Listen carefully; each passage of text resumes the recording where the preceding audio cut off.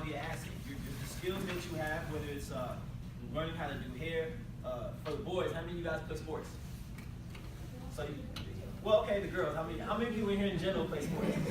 All right, so anything that you know how to do in sports, whether it's how to like shoot a jump shot, or maybe it's a technique when you're like practicing for track, all of that, you can monetize that and turn it into a business. You don't have to have a huge building or a location somewhere. If you have something of value that is worth somebody else paying for, then that can be a business.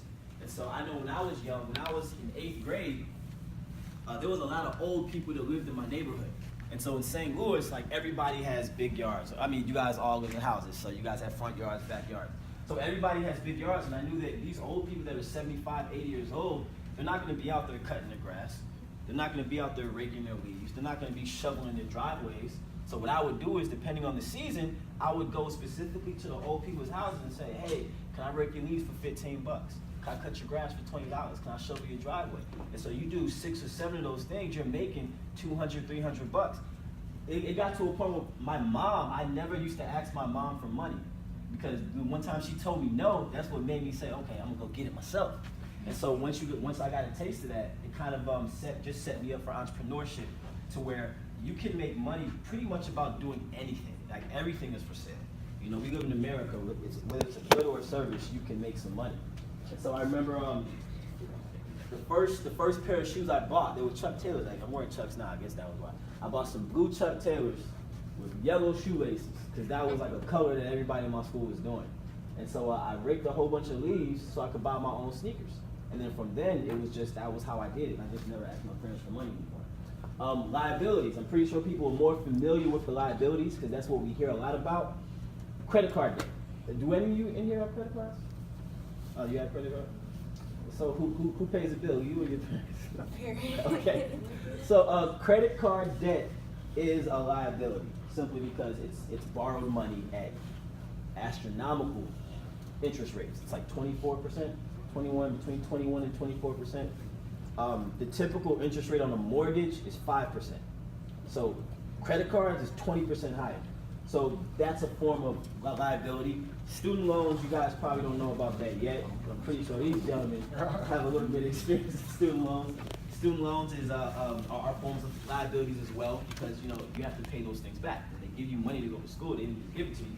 They're expecting you to cut that check back to them. 2 years. Okay.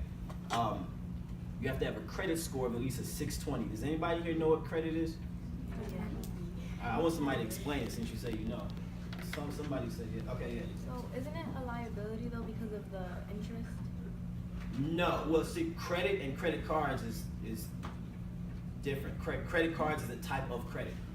Okay. But one time I'm talking about like your credit score, which is your ability, which is basically creditors determine your ability to pay back money. It's basically like, I want to know what's the probability that if I give you $100, you're going to give it back to me. And so there's a numerical value, a credit score that they use to determine how trustworthy you are. The higher it is, then the more likely you are to pay back. So if I give you $100 and consistently you make payments to me every month and I get my money back, then I'm going to be more likely to want to give you more. But if I give you $100 and the first payment comes around, you don't pay me, or you're 4 days late, then the next month comes around, you're 2 weeks late, and then you end up just not paying me at all, then the credit bureaus are going to give you a lower score. This guy's a bad bet, he doesn't pay. Don't give him any money. And so one of the things about when you're trying to get property, since a bank is going to give you thousands, sometimes even hundreds of thousands of dollars to purchase a property on credit, yeah, sure. That's why, like, when you buy cars and stuff, they look at your credit score. Exactly. So when they give you a loan for exactly. Okay. Yeah. So, like she said, when you go to finance a car, they pull your credit because they want to see what your history is with other people that have let you borrow money. And it just kind of lets them know whether you're a good bet, whether you're going to pay them back or not. So what money from your job are you using to pay your mortgage? I want some more interaction.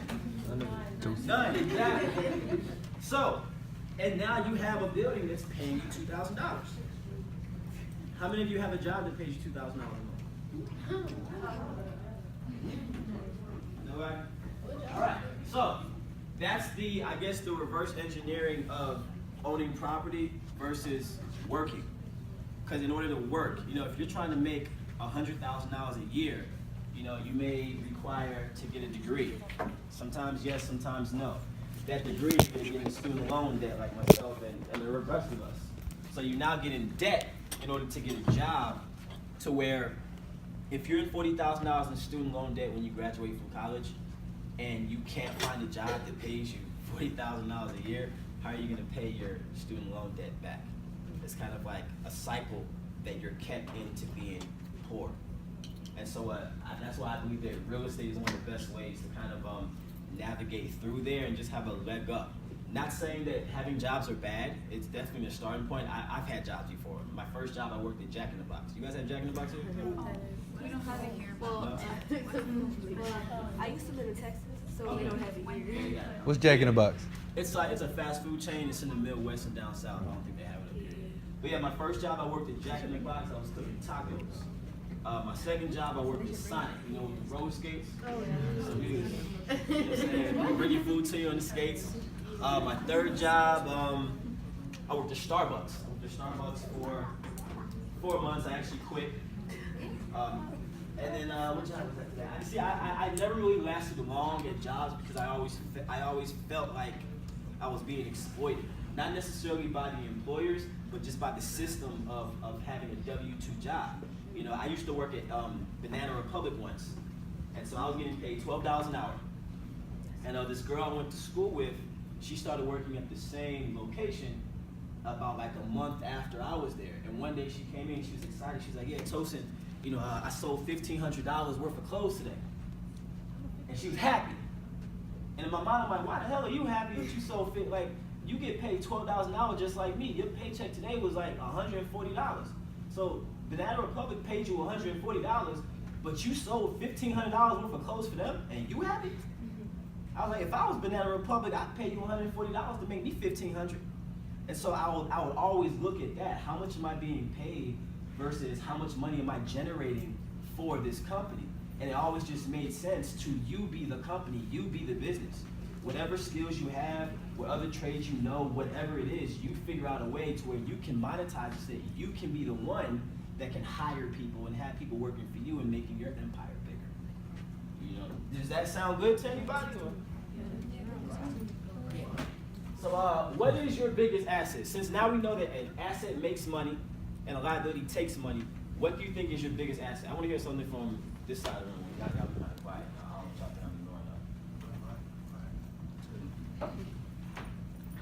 What's your biggest asset? Like, well, he told you what it is. What's your biggest skill? What do you think you best at that you could probably make money off or build a company upon later on? Say it again. You said playing ball? Examples of assets of cash. Everybody knows what cash is. Does everybody know what a stock is? Yeah, exactly. Say that a little louder so right here. Like stock market. So like, can you elaborate? What is the stock market? So, is it where where the graphs? I don't know how to explain it. You were gonna say something? Own part of a company. Yeah. Correct. So a stock is basically you can purchase pieces of existing companies. So Apple. Apple is a company that's listed on the stock market. I think their share price is like $111 a share. So if you had $111, you could go and buy one share of Apple, and now you own a piece of that company. It costs you money. Let you stop paying your property taxes and you stop paying your mortgage, guess what's gonna happen? They're gonna come take it from you. So when you buy it, it doesn't mean it's yours. But however, everybody wants to live in a house. Sometimes when you're having a family, you don't want to live in an apartment building. So it's perfectly fine to have a house, but a house should not be the first property that you buy out as you give me a CD. I can't cash that CD in tomorrow. I have to wait, whether it's a year, 2 years, 3 years, 5 years, until I can come and get my money plus the interest back. The reason why they do this is because during that time, they're loaning your money out to other people. So they're making money off of your money, so they need it to be locked in so that they can do what they have to do and then come and pay you. Rental properties. How many people here live in an apartment? Nobody lives in an apartment? Everybody got a house? I don't believe that. That's what's up. For real? Okay. Well, all right. So a rental property, if you own rental